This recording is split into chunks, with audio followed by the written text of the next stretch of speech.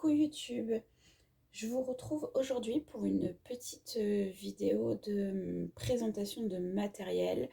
On va l'appeler comme ça, c'est un petit peu mes indispensables que je me sers dès que je scrape. Alors, ça peut peut-être aider certaines personnes qui veulent débuter et qui ne savent pas trop quoi acheter comme matériel. Donc la vidéo ne sera pas très très longue. Et je vais vraiment, c'est les indispensables pour moi. Ce que moi je me sers vraiment au quotidien. Bien sûr, en fonction des projets que vous allez faire ou que vous aurez envie de faire, il y a des choses qui peuvent changer.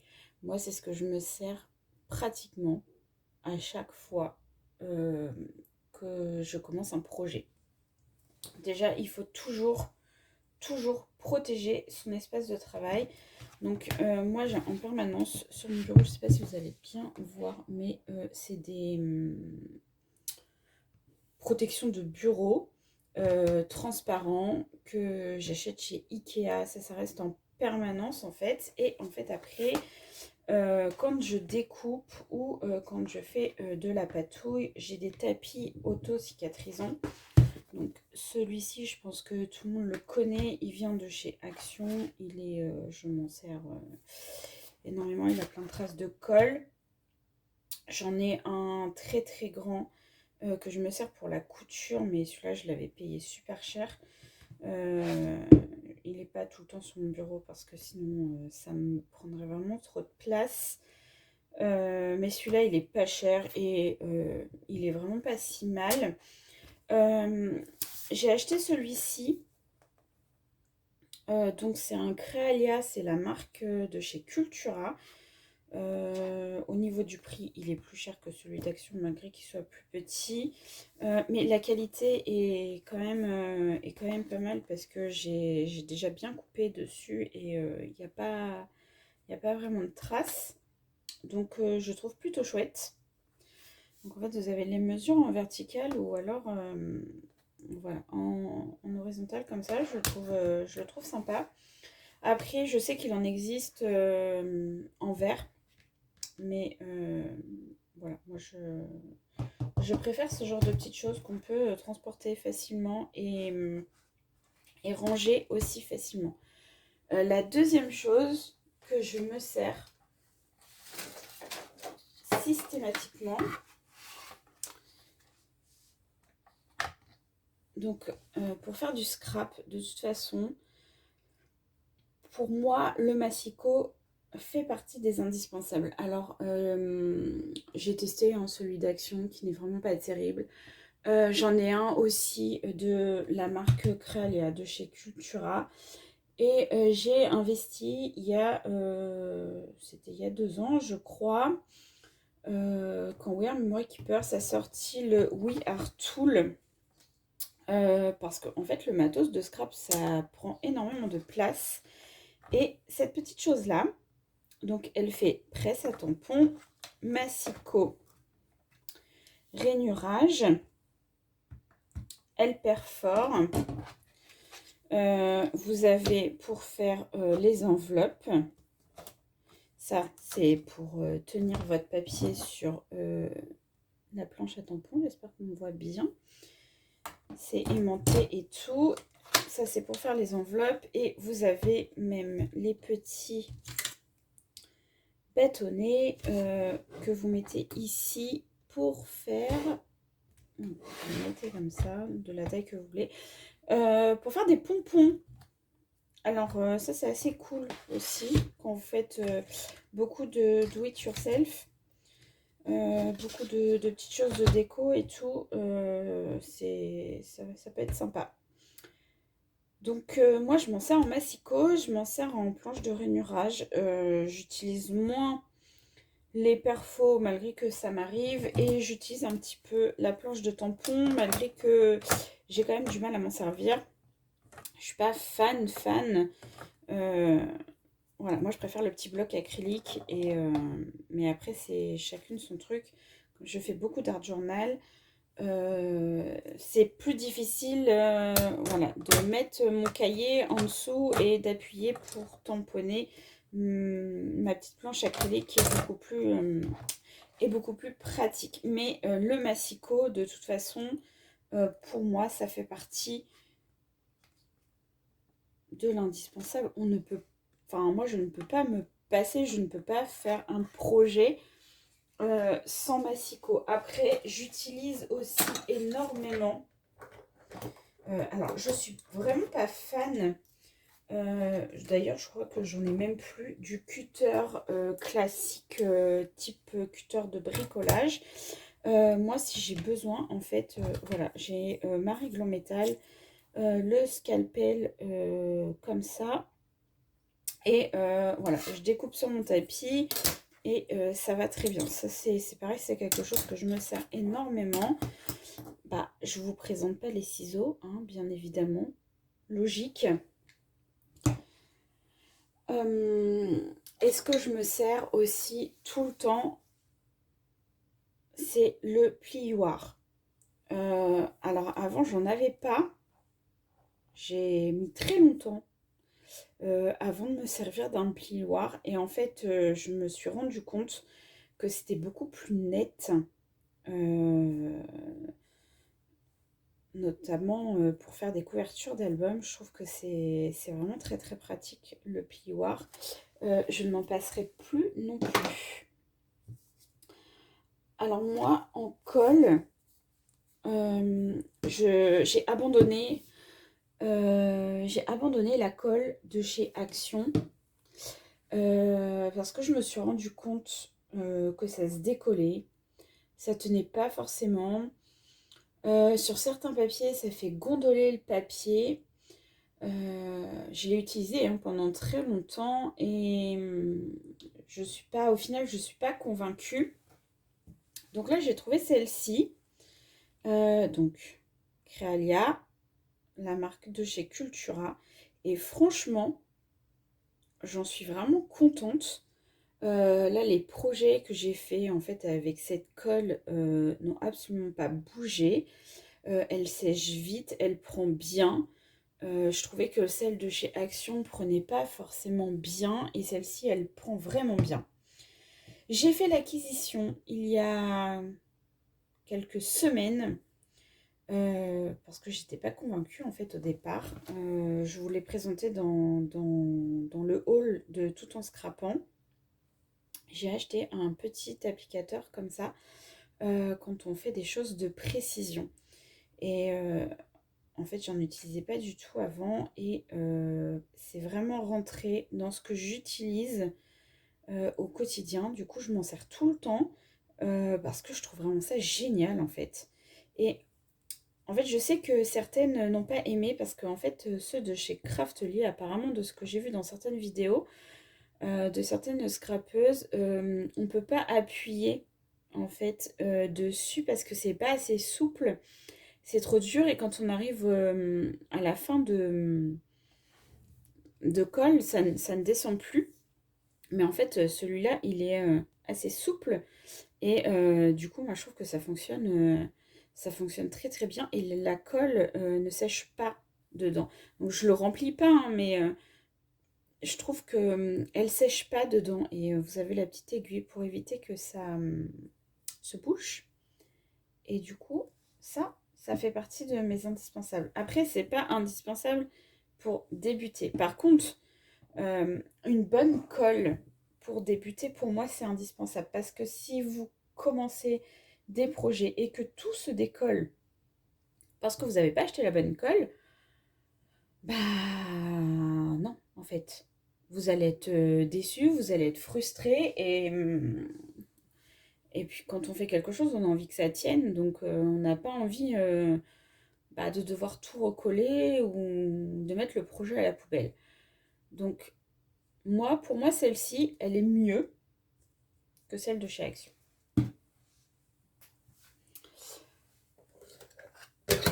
Ensuite, l'indispensable aussi en scrap, c'est le double face. Alors ça, c'est celui de chez Action. Je l'ai totalement abandonné. C'est une fin de rouleau qui me reste. Parce que c'est pareil. Je trouve que dans le temps, au bout d'un moment, bah ça se décolle en fait. Donc, ça, c'est ceux de chez Cultura. Vous allez vous dire, la fille, elle achète que chez Cultura. Mais en fait, je les ai trouvés... Enfin, voilà, je les ai pris pour tester, en fait. Donc, celui-là, c'est un fin, hein, mais... Enfin, ils en font des plus larges. Mais moi, je les trouve vraiment bien. Je trouve qu'ils collent très, très bien. Et, euh, et ça se décolle pas, en fait, pour l'instant. Celui-ci, j'ai plus la marque. Je l'ai acheté chez Tout en Scrapant. Vous l'avez dans mon haul. Euh, Par contre, il est beaucoup plus fort. Je crois que chez Craftelier, ils en ont aussi des rouges comme ça. Ou vraiment pour les couvertures d'albums, pour avoir testé, ça colle super bien. Et ça bouge pas du tout. Ensuite, ça c'est... je vais vous présenter, on la voit bien, ma sidekick de chez Sizzix. Quand j'ai repris le scrap il y a 3 ou 4 ans maintenant, euh, je voulais une machine de découpe. Parce que moi j'ai fait du scrap il y a très longtemps dans mon adolescence. J'avais pas forcément de machine. Et ça, c'est la première que j'ai achetée et que je continue de me servir. Parce que pour les petits dies, franchement, c'est super pratique. Elle est, euh, Elle est sur mon bureau en permanence. Voilà, je vais faire une petite découpe. Je sors mon dies et hop, voilà, j'ai ma découpe. Elle est super légère. J'ai une grosse Big Shot que je vais pas vous montrer parce qu'elle est trop lourde. Euh, Elle est trop lourde à porter. Mais je me sers beaucoup de ma sidekick au final. Et je me sers de ma Big Shot, hein. Moi, c'est la grosse, c'est la A4. Elle se plie pas ni rien. Elle est vraiment très très lourde. Elle est très belle, mais très lourde. Euh, mais une petite comme ça sur le bureau, quand on démarre, on ne sait pas si le scrap va nous plaire. Je trouve que c'est un bon compromis. Vous en avez d'autres, hein, de d'autres marques, hein, bien évidemment. Celle-ci, elle doit coûter une cinquantaine d'euros. Enfin, moi, à l'époque, c'est le prix. Je crois que je l'avais payé. Et moi, je la trouve chouette, en fait. Elle est... voilà. Moi, je suis ravie de ma sidekick. C'est mon indispensable qui est tout le temps sur mon espace de travail et que je me sers tout le temps. Après, faut vous renseigner, il faut regarder. Il y a plein de marques. Enfin, plein. J'exagère peut-être un peu. Je sais que Action en ont sorti une qui apparemment est très très bien et pas chère. Moi, à l'époque où j'ai acheté celle-ci, il n'y avait pas celle de chez Action. Donc, je ne l'ai jamais testé, hein, celle de chez Action. Je n'ai pas acheté juste pour tester. Je ne l'ai pas du tout. Je sais que il y a Toga qui en font des petites et vous en avez des petites aussi chez We Are Memory Keepers. Mais voilà, moi j'aime beaucoup Sizzix, j'aime beaucoup leurs dies. J'ai beaucoup dans les indispensables. Vous avez des dies chez Action qui sont vraiment pas chers.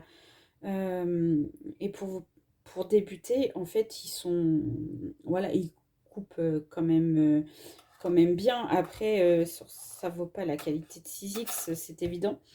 Mais voilà, moi j'en achète énormément chez Action et ça passe très bien dans les machines de marque.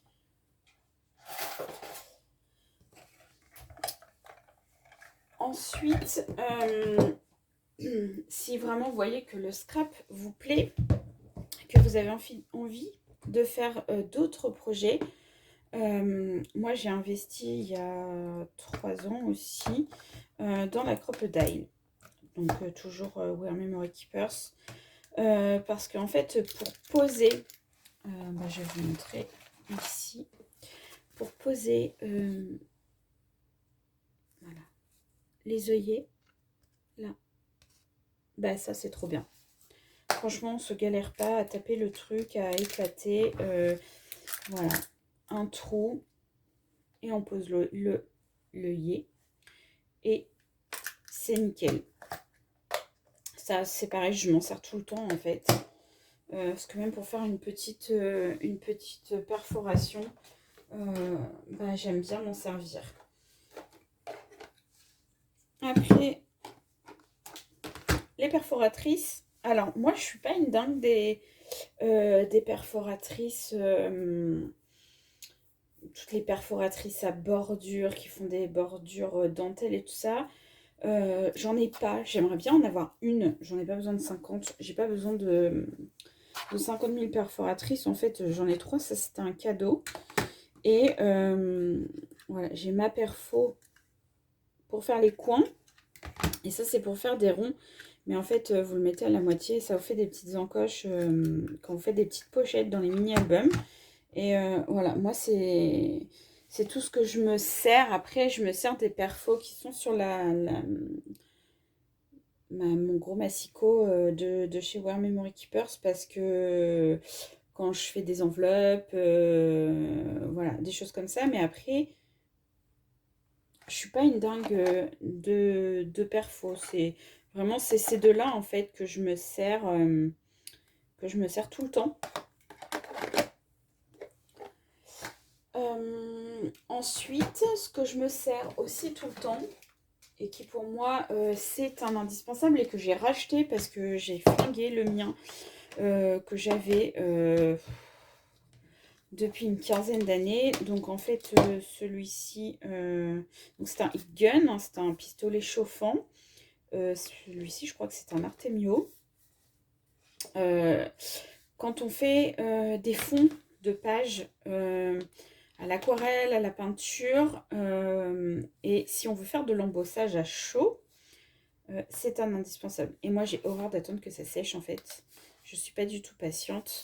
Donc, ça, je m'en sers tout le temps. C'est très, très pratique.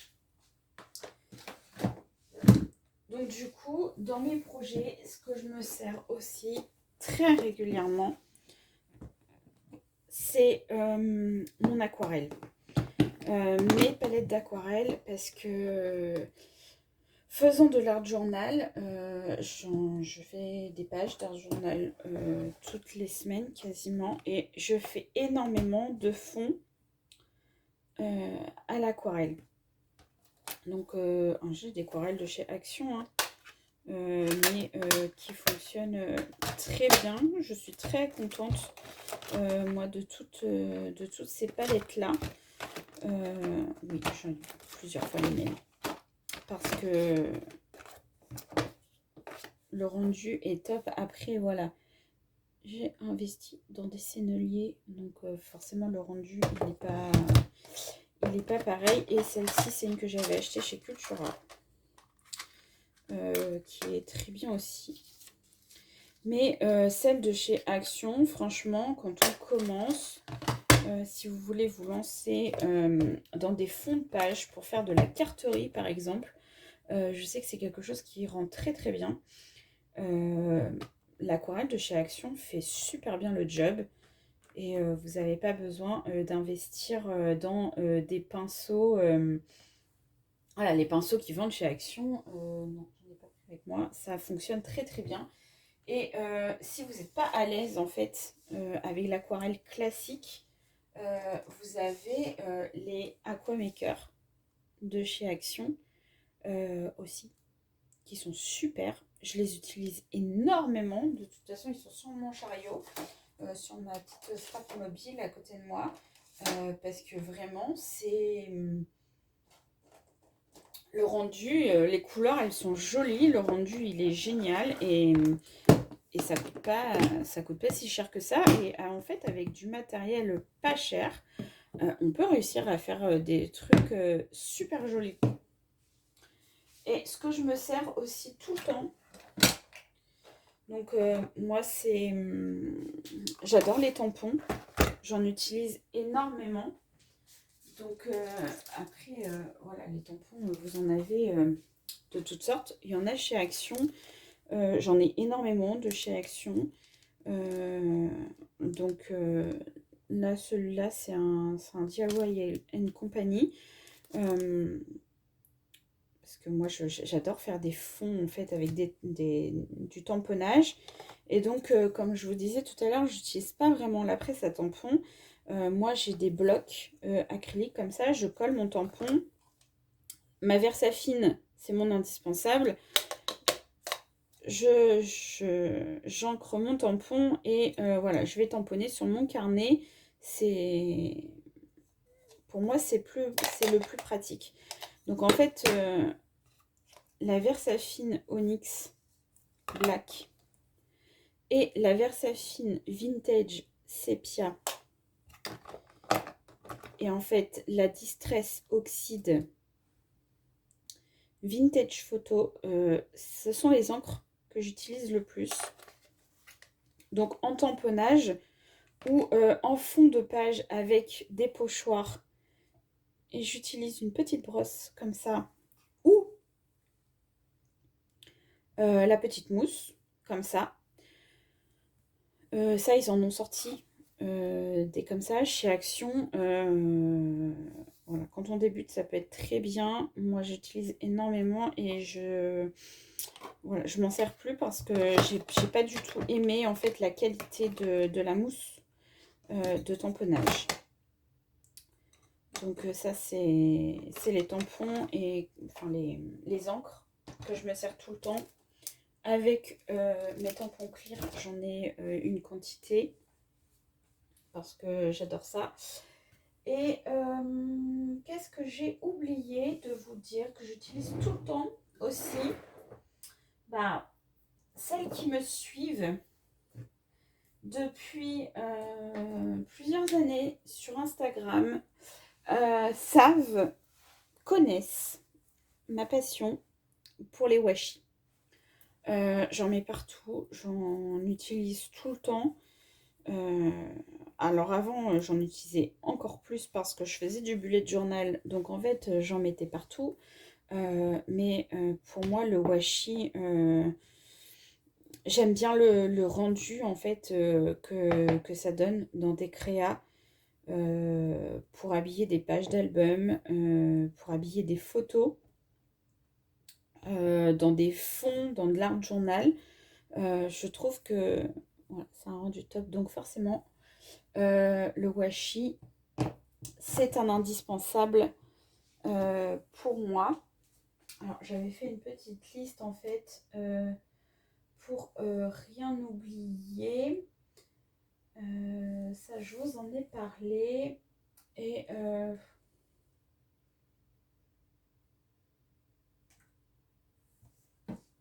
j'ai oublié de vous parler de mon pot à dentelle.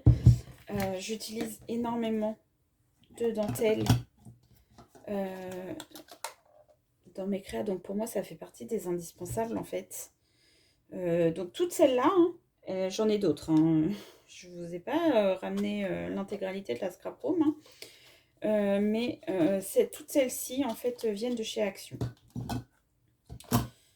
Après j'en ai d'autres de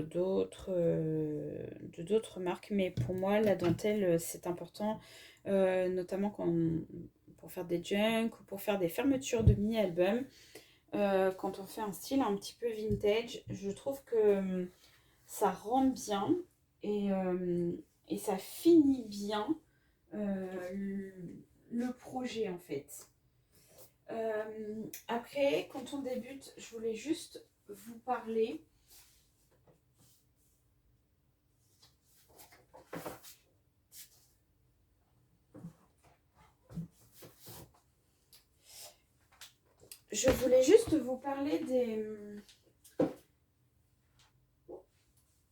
des différents formats de papier parce que c'est pas forcément facile quand on commence le scrap de se repérer. Alors chez Action, vous avez du papier pas cher, des blocs comme ça. vous avez quand même beaucoup de pages. Et c'est vraiment pas cher. Donc ça, c'est du format 30-30. Donc ça, c'est bien quand vous faites des gros projets. Après, vous coupez pour faire des mini. Après, vous avez des marques voilà, un peu plus chères. Moi, j'ai une affection particulière pour les papiers de chez Stamperia. Donc, ils sont aussi en 30-30. Mais on n'ose pas trop s'en servir tellement le papier est joli. Après, vous avez plein de marques, des marques françaises, des marques américaines, de papier. Stamperia, c'est espagnol. Et ils font un format 20-20 qui est assez sympa à travailler. Moi, j'aime bien. Pour faire des mini, j'aime beaucoup, en fait, ce genre de format. Et chez Action, vous avez du 15-15. Donc, pour faire de l'art journal, pour découper dedans, pour faire des mini-enveloppes, c'est un format qui est assez sympa. Après, c'est sur Action, c'est pas la même qualité que des marques comme Stamperia, comme Florilège Design ou les ateliers de Karine. Mais ça se laisse bien travailler quand on commence et qu'on n'a pas beaucoup de moyens. Le papier Action, c'est quand même une bonne alternative et on peut faire des trucs super chouettes avec leur papier. Alors voilà, ça c'est mes indispensables à moi. Maintenant, si vous avez envie que je vous parle,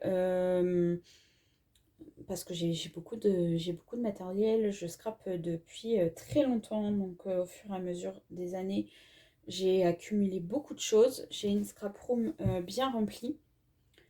Donc, si vous voulez que je vous parle d'autres choses que j'utilise, notamment dans l'art journal, mettez-le moi en commentaire et je me ferai un plaisir de vous faire une petite vidéo sur les sujets qui peuvent vous intéresser. Voilà, j'espère que ça vous aura plu et je vous souhaite une très bonne journée.